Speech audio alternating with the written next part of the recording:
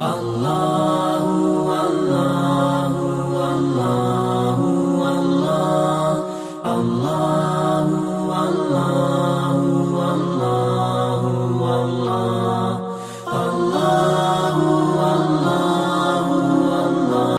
علیکم ورحمۃ اللہ وبرکاتہ۔ تو درس حدیث کا جو ہمارا موضوع ہے اس کا بنیادی نام ہے کہ عبادت میں میانہ روی اور ہمیشگی اختیار کرنا۔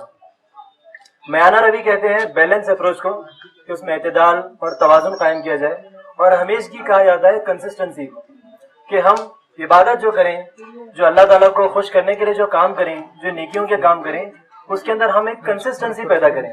اس کے لیے یہاں پر انشاءاللہ 2 احادیث پیش کی جائے گی اور اس کے ترجمے پر اس کو جو ہم سمجھنے کی کوشش کریں گے۔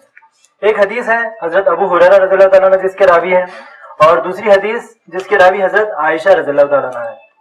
تو الحمدللہ دونوں احادیث کے ذریعے سے ہمیں اس تعلق کو سمجھنے میں بہت بہتر انداز میں رہنمائی ملتی ہے۔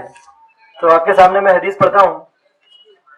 سیدنا ابو ہریرہ رضی اللہ تعالیٰ عنہ سے روایت ہے کہ رسول اللہ صلی اللہ علیہ وسلم نے فرمایا، کسی بھی شخص کو اس کے عملوں کی وجہ سے نجات نہ ہوگی بلکہ اللہ کی رحمت کی وجہ سے ہوگی۔ لوگوں نے پوچھا کہ کیا آپ صلی اللہ علیہ وسلم کو بھی؟ تو رسول اللہ صلی اللہ علیہ وسلم نے فرمایا، ہاں مجھے بھی نہیں، مگر یہ کہ اللہ تعالیٰ کی رحمت مجھ کو ڈھانپ لے۔ اور فرمایا، میانہ روی سے عمل کرو اور اللہ سے قربت حاصل کرو، اور صبح و شام اور پچھلی رات میں عبادت کرو، اور میانہ روی سے عمل کرنا تمہیں منزل مقصود یعنی جنت تک پہنچا دے گا۔ ایک حدیث جس کے حضرت ابو ہریرہ رضی اللہ تعالیٰ عنہ راوی ہے۔ ایک دوسری حدیث میں ام المومنین حضرت عائشہ رضی اللہ تعالیٰ عنہ سے مروی ہے کہ رسول اللہ صلی اللہ علیہ وسلم سے سوال کیا گیا کہ اللہ تعالیٰ کو کون سا عمل پسند ہے؟ اللہ تعالیٰ کو کون سا عمل پسند ہے؟ رسول اللہ صلی اللہ علیہ وسلم نے فرمایا، ایسا عمل جو ہمیشہ کیا جائے اگرچہ تھوڑا۔ تو دوستو، بنیادی طور پر ہمیں جو بات سمجھ میں آتی ہے ان دونوں احادیث کے ذریعے سے، کہ ہمیں اللہ تعالیٰ کو خوش کرنے کے لیے، اللہ رب العزت کی خوشنودی حاصل کرنے کے لیے، نیکی کے درجے کو پہنچنے کے لیے جو طریقہ کار اختیار کرنا ہوگا وہ میانہ روی کا طریقہ اختیار کرنا ہوگا، ہے نا۔ اس میں ہم کو بیلنس اپروچ کے ساتھ میں جانا ہوگا، اور دوسری چیز اس کو ہم کو کنسسٹنسی اختیار کرنی ہوگی۔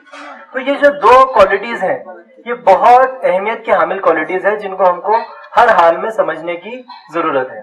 اب سب سے پہلے جو حضرت ابو ہریرہ کی روایت رہی اس میں جو بات کہی گئی ہے کہ اللہ تعالیٰ کی رحمت بہت بڑی چیز ہے۔ انسان کی مغفرت کے لیے، اسے جنت کے حصول کے لیے جو سب سے اصل چیز ہوگی تو وہ اللہ رب العزت کی رضا، اللہ رب العزت کی رحمت، اسی کی وجہ سے ہم جنت میں جا سکیں گے۔ سورہ قصص کی ایک آیت نمبر 86 میں اللہ رب العزت فرماتے ہیں کہ اے نبی صلی اللہ علیہ وسلم، تم اس عہدے کے امیدوار نہیں تھے، تم اس کوالٹی کے، اس منصب کے تم امیدوار نہیں تھے، یہ تو اللہ رب العزت کی مہربانی ہے کہ جس نے تمہیں اس کام سے سرفراز کیا۔ یعنی اللہ تعالیٰ نے نبوت کا جو ذمہ دیا ہے، ہم جانتے ہیں کہ اللہ کے رسول صلی اللہ علیہ وسلم آخری نبی بھیجے گئے تھے، تو نبوت کا جو اللہ تعالیٰ نے ذمہ دیا، تو نبوت کے لیے بھی اللہ رب العزت کی مہربانی، اللہ رب العزت کی رحمت وہاں پر حائل تھی، اس کے علاوہ کوئی دوسری چیز وہاں پر نہیں ہے۔ پھر رسول اللہ سے جب سوال کیا گیا کہ کون سی چیز ایسی ہے، پھر ان سے پوچھا گیا کہ کیا آپ کو بھی اللہ تعالیٰ اپنی رحمت کے بل پر ہی جنت دیں گے؟ تو کہا ہاں۔ حالانکہ اللہ کے رسول صلی اللہ علیہ وسلم کی اگر ہم زندگی کو دیکھیں، ابتدا سے لے کر، بچپن سے لے کر، لڑکپن سے لے کر مکمل زندگی ان کی دعوت اللہ، اللہ تعالیٰ کے کلام کو، اللہ تعالیٰ کی بات کو، حق کی دعوت کو عام کرنے میں لگی رہی۔ انہوں نے اپنی مکمل زندگی کو، چاہے وہ زندگی مدنی ہو چاہے وہ زندگی مکی ہو، انہوں نے مکمل طور پر اپنے آپ کو اللہ تعالیٰ کے حوالے کر دیا تھا۔ اللہ تعالیٰ کے احکامات کی تکمیل میں اپنی زندگی لگا دی، اس مشن کی تکمیل کے لیے مکمل طور پر جدوجہد کرتے رہے۔ الغرض یہ کہ اللہ کے رسول کو بھی اللہ تعالیٰ اپنی رحمت سے جنت عطا کرے گا۔ تو یہاں پر ہمارے اوپر یہ ذمہ داری عائد ہوتی ہے کہ ہم ہر حال میں، ہر سچویشن میں ہم اللہ تعالیٰ سے یہ دعا کریں کہ اللہ تعالیٰ تیری رحمت ہم پر ہمیشہ عائد رہے، کیونکہ اللہ تعالیٰ کی رحمت ہمارے اوپر ہونا بہت زیادہ ضروری ہے۔ اور اللہ تعالیٰ نے وعدہ بھی کیا ہے کہ اللہ تعالیٰ رحیم ہے۔ ہم کہتے ہیں بسم اللہ الرحمن الرحیم، شروع اللہ کے نام سے جو رحمان اور رحیم ہے۔ تو اللہ تعالیٰ کی ایک کوالٹی ہے کہ وہ بندوں پر رحم کرتا ہے۔ اور بندوں سے گناہ جب سرزد ہوتے ہیں تو توبہ کرنے کے بعد اللہ تعالیٰ بہت جلدی معاف بھی کر دیتا ہے، اور بعض گناہوں کو اللہ تعالیٰ ایسے معاف کر دیتا ہے جیسے بندے نے گناہ کیا ہی نہیں۔ تو اللہ تعالیٰ کی رحمت بہت زیادہ وسیع ہے، بہت زیادہ وسیع ہے، اس کے لیے اس کی رحمت سے ہمیں کبھی مایوس نہیں ہونا چاہیے۔ الغرض ہم سے کیسے بھی گناہ سرزد ہو جائیں، ہم فوری طور پر اللہ تعالیٰ سے رابطہ قائم کریں اور ہم اللہ تعالیٰ سے معافی تلافی کر لیں۔ دوسرے جو اس حدیث کے ٹکڑے میں اللہ کے رسول صلی اللہ علیہ وسلم نے جو بات فرمائی ہے، جس بات کی ہمیں اللہ تعالیٰ نے، اللہ کے رسول نے رہنمائی کی ہے، وہ یہ ہے کہ فرمایا میانہ روی سے عمل کرو اور اللہ تعالیٰ سے قربت حاصل کرو۔ اللہ تعالیٰ سے قربت حاصل کرنے کے بہت سارے طریقے ہیں۔ اللہ تعالیٰ سے اپنے لگاؤ کو قریب کرو، اللہ تعالیٰ سے ہم اپنے آپ کو قریب کریں تو اس کی عبادت میں اپنے آپ کو مصروف کریں، ہے نا۔ اللہ تعالیٰ نے جو حکم دے دیا اس حکم کی تکمیل میں اپنے آپ کو لگا دیں۔ اللہ تعالیٰ نے کہہ دیا، ایک ذمہ داری دی ہے مسلمانوں پر، ہے نا۔ کیا ذمہ داری ہے؟ کل آپ کو پتہ چلا ہوگا، وما خلقت الجن والانس الا لیعبدون، کہ ہم نے جنوں کو اور انسانوں کو اپنی عبادت کے لیے پیدا کیا۔ سورہ آل عمران میں اللہ تعالیٰ فرماتا ہے کہ کنتم خیر امۃ اخرجت للناس تأمرون بالمعروف وتنہون عن المنکر، تم وہ بہترین امت ہو جو امت وسط بنا کر بھیجی گئی ہے، تم بھلائی کا حکم دیتے ہو اور برائی سے روکتے ہو۔ بنیادی طور پر ہمارے اوپر یہ ذمہ داری عائد ہے، تو اس کام کی تکمیل میں ہمیں اپنے آپ کو ہمیشہ لگائے رہنا ہے، ہماتن گوش ہو کر ہمیں اس کام کو انجام دینے کی فکر میں، اس جستجو میں اپنے آپ کو لگانا ہے۔ تو اللہ کے رسول نے کیا فرمایا؟ میانہ روی سے عمل کرو اور اللہ سے قربت حاصل کرو صبح اور شام کے درمیان، اور پچھلی راتوں کے وقت میں، یعنی صبح اور شام اس کے درمیان کا جو وقت ہے اس وقت میں بھی آپ اللہ تعالیٰ کو راضی کرنے کی کوشش کرو۔ ہم اللہ تعالیٰ کو کیسے راضی کریں گے؟ جو کام اللہ تعالیٰ نے کہا ہے کہ یہ کام کرنا ہے، جسے ہم حلال کام کہتے ہیں، ان کاموں کو ہم کریں گے، اور جو کام کرنے سے اللہ تعالیٰ نے ہمیں منع کیا ہے، جنہیں ہم حرام کام کہتے ہیں، ان کاموں سے ہم اپنے آپ کو بچائے رکھیں گے، ہے نا۔ تو اس چیز کو ہم کو سمجھنا بہت زیادہ ضروری ہے۔ اور ایک چیز جو ایک فریضہ اللہ تعالیٰ نے ہمیں دیا ہے وہ ایک خدمت خلق کا بھی ہے۔ تم میں سب سے بہترین شخص وہ ہے جو لوگوں کے لیے نفع بخش ہو، خیر الناس من ينفع الناس۔ تو ہم پر یہ بھی ذمہ داری عائد ہوتی ہے کہ ہم لوگوں کے ساتھ خیر کا معاملہ اختیار کریں۔ تو اللہ تعالیٰ کو خوش کرنے کے الگ الگ پہلو ہیں، ان پہلوؤں کو ہم کو سمجھنا ہے، اور ان پہلوؤں کے اوپر ہمیں اپنی روزمرہ کی روٹین کے مطابق عمل کرنے کی کوشش کرنی ہے نا۔ میانہ روی سے عمل کرنا ہے۔ پچھلی رات، ٹھیک ہے، پچھلی رات کا معاملہ بڑا ایسا وقت ہے جب تمام لوگ بے فکر ہو کر نیند میں سوئے ہوتے ہیں، ہے نا۔ رات کا وہ پہر جس میں ہم اللہ تعالیٰ کو راضی کر لیتے ہیں۔ کہا جاتا ہے کہ اللہ تعالیٰ اس وقت پہلے آسمان پر آ جاتے ہیں اور اللہ تعالیٰ کہتا ہے کہ بندے مانگ، تجھے کیا مانگنا ہے۔ اللہ تعالیٰ اس وقت دینے کے لیے بالکل تیار ہو جاتا ہے۔ تو عزیز دوستوں، ہمیں یہ بھی کوشش کرنی چاہیے کہ ہمارے دن اور شام کا معاملہ تو اللہ رب العزت کی اطاعت میں گزرے ہی گزرے، ساتھ ہی ساتھ ہم یہ کوشش کریں کہ جو رات کا پہر ہے، رات کا وقت ہے، جس پہر میں اللہ تعالیٰ ہماری توبہ قبول کرنے کے لیے بالکل تیار ہے، اس وقت ہم اللہ تعالیٰ کو راضی کرنے کی کوشش کریں۔ تو یہ کچھ باتیں پہلی حدیث کے ذریعے سے ہمیں پتہ چلتی ہے، جس میں میانہ روی سے عمل کرنا تمہیں منزل مقصود تک پہنچا دے گا۔ اور منزل مقصود ہماری کیا ہے؟ جنت الفردوس ہے، جنت کا حصول ہماری منزل ہے۔ ہم اس دنیا میں موت کی تیاری کے لیے بھیجے گئے ہیں، ہے نا، کہ ہم اس تیاری کریں، اور موت کے بعد کی جو زندگی ہے، جو ابدی زندگی ہے، ہمیشہ قائم رہنے والی زندگی ہے، اس زندگی کے لیے ہمیں اپنے آپ کو تیار کرنا ہے نا، تاکہ تم اس چیز کو حاصل کر لو جس چیز کے لیے تمہیں اس دنیا میں بھیجا گیا ہے نا۔ یہ چیز دوسری حدیث میں اللہ کے رسول صلی اللہ علیہ وسلم نے فرمایا کہ حضرت عائشہ روایت کرتی ہیں کہ اللہ کے رسول، اللہ تعالیٰ کو سب سے زیادہ بہترین عمل کون سا لگتا ہے؟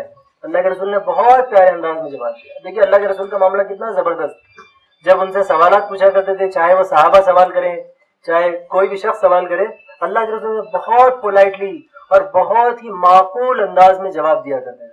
کتنا بہترین جواب دیا کہ اللہ تعالیٰ کو ایسا عمل جو ہمیشہ کیا جائے، خواہ تھوڑا ہو لیکن مستقل ہو۔ تو ہمیں اس بات کی فکر کرنی چاہیے۔ عام طور پر ہمارے جو نوجوانوں میں یا پھر جن کے پاس دین و ایمان کا شعور نہیں ہے، وہ لوگ جمعہ کی نماز پڑھ لیتے ہیں، عیدین کی نماز پڑھ لیتے ہیں اور سمجھتے ہیں کہ وہ بڑی ذمہ ہو گئے، حالانکہ یہ چیز تو ہمارے دین کا حصہ نہیں ہے۔ اس چیز کو ہم کو سمجھنا ہوگا کہ ہم کو جو کام کرنا ہے وہ مستقل مزاجی سے کرنا ہے، اور اللہ کے رسول نے کہا کہ خواہ وہ کام تھوڑا ہی کیوں نہ ہو، اور جو کام ہے ہمیں مکمل طور پر اتر کے کرنا ہے۔ اللہ تعالیٰ نے قرآن مجید میں ہمیں اپنی ذمہ داریوں سے بھی آگاہ کیا۔ ایک جگہ سورہ حامیم سجدہ میں اللہ تعالیٰ کہتا ہے کہ اور اس شخص سے بہتر کس کی بات ہوگی جو لوگوں کو اللہ کی طرف بلائے، خود نیک عمل کرے اور کہے کہ میں مسلمان ہوں۔ تو یہ بھی ایک ہماری کوالٹی کا اور ہمیں اللہ رب العزت سے قربت اختیار کرنے کا زبردست ذریعہ ہے کہ ہم دعوت دیں لوگوں تک، اسلام کی، خیر کی، حق بات کی دعوت ان تک پہنچانے کی کوشش کریں. اور دعوت کیا ہے؟ حق کے پیغام کو لوگوں تک پہنچانا، جن کو اس چیز کا علم نہیں ہے، جو بے کلمہ ساتھی ہے، جو کلمے کی جو ہے خصوصیت سے، کلمے کی خوبی سے محروم ہو چکے ہیں. تو ہمیں ان تک اس پیغام کو عام کرنے کی ضرورت ہے نا. اور وہ کام ہم کو کنسسٹنسی کے ساتھ کرنا ہے، مستقل کرنا ہے نا. اور ایک جگہ اللہ تعالیٰ یہ بھی فرماتا ہے کہ تم جو ہے مکمل طور پر ایمان میں داخل ہو جاؤ. یا ایھا الذین آمنو، اے لوگوں جو ایمان لائے ہو، اسلام میں پورے کے پورے داخل ہو جاؤ. اس کے بعد میں کہا کہ اور شیطان کی پیروی نہ کرو. ایھا الذین آمنو ادخلوا فی السلم کافہ، اے لوگوں جو ایمان لائے ہو پورے کے پورے اسلام میں داخل ہو جاؤ. اللہ تعالیٰ کیا کہتا ہے کہ صرف ایک ذریعے سے نہیں کہ بھئی مجھ کو نماز بہت اچھی لگتی ہے، میں صرف نماز پڑھوں گا، دیگر معاملات کو رد کر دوں گا. اس طرح نہیں چلے گا. ہم کو نمازیں بھی ادا کرنی ہے، خدمت خلق کے شعبے کو بھی سنبھالنا ہے، ہم کو جو ہے اپنے والدین کو بھی خوش کرنا ہے، ہمیں عبادات میں بھی مستقل طور پر دھیان توجہ دینی ہے. تو یہ وہ فریضہ ہے، یہ وہ ذمہ داری ہے جو ہم ہر کسی پر یہ چیز عائد ہوتی ہے. اور اس کام کو ہم لوگوں کو تھوڑا سا کر کے بیٹھ نہیں جانا ہے، بلکہ اس کام کو کرنے میں ہم کو مستقل مزاجی کا ثبوت دینا ہے. تو یہ دو آیتوں کے ذریعے سے ہمیں جو بہت ساری، دو احادیث کے ذریعے سے ہمیں بہت ساری چیزیں سمجھنے کو ملتی ہے. اور سب سے اہمیت کی حامل چیز یہ ہے کہ ہم کو اللہ تعالیٰ کو خوش کرنا ہے نا. اللہ تعالیٰ کو خوش کرنے کے لیے ہم کو جو سب سے بہتر راستہ اختیار کرنا ہوگا وہ نبی صلی اللہ علیہ وسلم کی سنت کو اختیار کرنا ہوگا. رسول صلی اللہ علیہ وسلم جب رحلت کا وقت تھا، اس دنیا سے جب کوچ کر جا رہے تھے، تو اس وقت اللہ کے رسول صلی اللہ علیہ وسلم نے بہت ہی اچھے انداز میں کہا کہ دو چیزوں کو اگر آپس میں تھامے رہو گے تو کبھی گمراہ نہیں ہوں گے، ہے نا. ایک چیز تو قرآن مجید، اور دوسری اللہ کے رسول صلی اللہ علیہ وسلم کی سنت. یعنی جو سنت آپ صلی اللہ علیہ وسلم کے کردار، آپ صلی اللہ علیہ وسلم کے اخلاق، آپ صلی اللہ علیہ وسلم کی جو زندگی گزارنے کا جو روٹین تھا، وہ تمام کی تمام چیزیں آج الحمدللہ ہمارے پاس احادیث کے ذریعے سے موجود ہیں. تو ان احادیث کا ہم مطالعہ کریں، احادیث کو سمجھیں. رسول اللہ صلی اللہ علیہ وسلم کی جو زندگی رہی، اس زندگی کو ہم اپنی زندگی میں عمل کے طور پر لانے کی کوشش کریں. اس فکر میں اپنے آپ کو لگا دیں گے تو یقیناً ہم اس چیز کو پا سکیں گے جو اللہ تعالیٰ ہم سے چاہتا ہے. تو ان دو احادیث کے ذریعے سے ہم پر یہ چیز طاری ہو جاتی ہے، سمجھ میں آ جاتی ہے کہ ہم کو میانہ روی اختیار کرنی ہے، اعتدال اختیار کرنا ہے. یہ چیز جو ہے یہ ہمارے روٹین کا پارٹ بن جائے، جو خاص تھوڑا ہو لیکن ہماری زندگی کا حصہ بن جائے، ہے نا. مستقل کرنے کی ہم کو کوشش کرنی چاہیے. تو یہ کچھ باتیں ہیں جو درس حدیث کے تحت آپ کے سامنے جو ہے پیش کرنے کی کوشش کی گئی. اللہ تعالیٰ سے دعا ہے کہ وہ ہمیں عبادات میں اور ہمارے عقائد میں اعتدال کی روش اختیار کرنے کی توفیق عطا فرمائے. اللہ تعالیٰ ہمیں میانہ روی کے اس حسن کو پانے کی توفیق عطا فرمائے جس کی دعوت اللہ کے رسول صلی اللہ علیہ وسلم نے دی ہے. اللہ تعالیٰ ہمیں صحیح معنوں میں اسلام کی رحمت سے جو اللہ تعالیٰ ہمیں سرفراز کرے. السلام علیکم.